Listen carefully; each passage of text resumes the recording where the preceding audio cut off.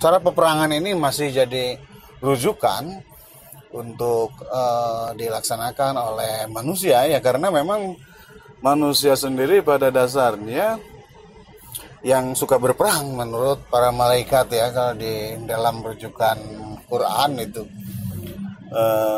ya ini diantara yang paling primitif untuk berebut sesuatu ya kan, berkelahi kan kayak gitu. Jadi perpanjangan tangan dari kelahi sebetulnya itu. Nah, dari konflik kepentingan yang tidak bisa duduk bersama kan, karena sama-sama misalkan mempunyai kekuatan yang sama untuk melaksanakan kehendak-kehendak, maka peperangan tidak bisa dihindari gitu.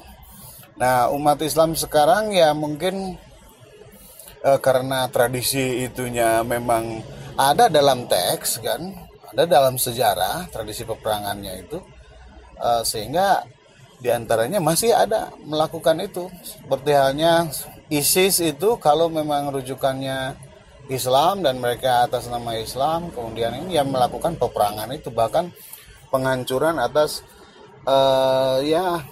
heritage ya, warisan-warisan sejarah yang lama-lama yang bukan hanya warisan dari Islam tapi dari kerajaan Babilonia misalkan di Irak, karena ISIS juga ya menggarap Irak kan, Irak dan Syria gitu, Islamic State-nya itu.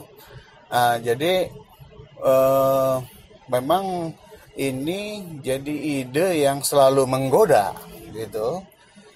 Selain kalau dalam politik, kalau sudah berkuasa, yang menggoda itu adalah diantaranya korupsi juga akan menggoda gitu kan.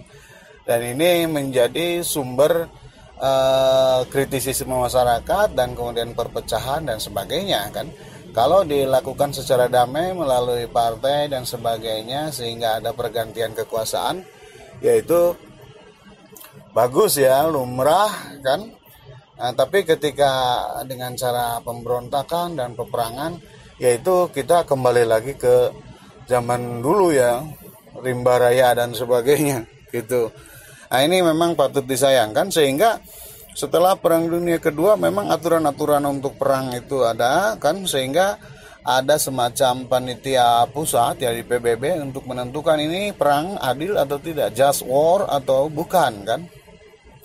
Sehingga apabila dianggap tidak adil, pihak PBB ya, biasanya idenya kan dari Amerika gitu, bisa memerangi suatu negara kan, ya negara lain yang melakukan peperangan gitu kan. Walaupun sukses tidaknya juga ya harusnya dikembalikan, ya akhirnya dikembalikan kepada masyarakat itu sendiri, yang kadang setelah perang itu menjadi porak-poranda, menderita kan, seperti misalkan Afghanistan, sekarang Irak, itu susah bangkit lagi kan.